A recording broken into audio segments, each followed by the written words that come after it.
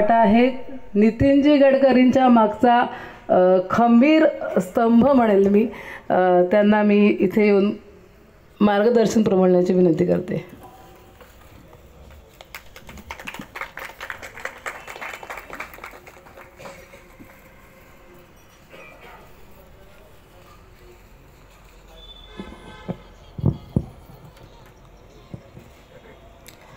नमस्कार. परमपूजनीय बापूरावजी महाराजांच्या चरणी वंदन करते. मायबाईंच्या चरणी वंदन करते. नाना महाराजांच्या चरणी वंदन करते. आदरणीय व्यासपीठ आणि इथे उद्यापासून भागवताच्या आनंदात न्हाऊन घालणारे सगळे साधक वृंद हो, सगळ्यांना माझा खूप खूप नमस्कार. माझ्या आत्ता लक्षात आलं की मी व्याख्याता नाही, मी साहित्यिक नाही, मी भागवतकार पण नाही, पण तरी मला इथे कशाला बोलावलं असावं. मग माझ्या लक्षात आलं की अध्यक्ष असेच असतात की ज्यांना थोडंसं बोलायचं असतं आणि म्हणून माझी अध्यक्षपदी निवड केली असेल असं मला एक वाटलं. आणि खरंच मी खूप बोलू शकत नाही, बोलणार नाही, कारण माझा तो अधिकार नाही.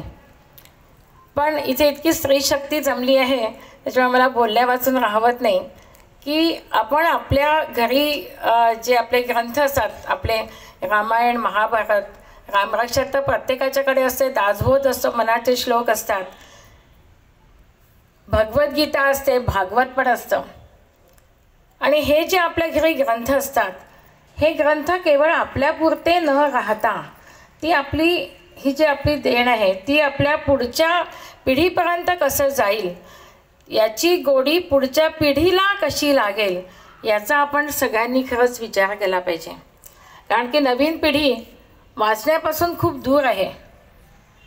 कोणाला वाचायला आवडत नाही, कोणी वाचतही नाही, पण त्याला त्याची गोडी कशी लागेल हे कथानक, श्रीकृष्णाचं कथानक सांगून, रामाचं कथानक सांगून समजा आपण आपल्या नवीन पिढीला, पुढच्या पिढीला जर ही वाचनाची आवड लावली तर मला असं वाटतं की खरंच आपण इथून 7 दिवस भागवत ऐकणार आहे आता, तर त्याचं थोडं तरी भाग आपल्या आचरणात आणला आणि हा नवीन पिढीला जर संक्रमित केला तर मला असं वाटतं की ही नवीन पिढी देखील चांगली संपन्न होईल.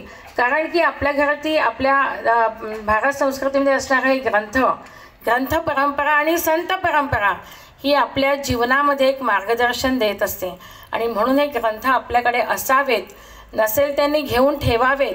किमान आपल्या पुढची पिढी एकदा उघडून तर बघेल की भागवत म्हणजे काय आहे, काय सांगितलं याच्यामध्ये, रामायण काय आहे. टी व्हीवरती पाहणं वेगळं आणि प्रत्यक्ष वाचन वेगळं. आणि म्हणून ही ग्रंथ परंपरा आणि संत परंपरा आपल्या आयुष्यामध्ये मार्गदर्शन करत असते.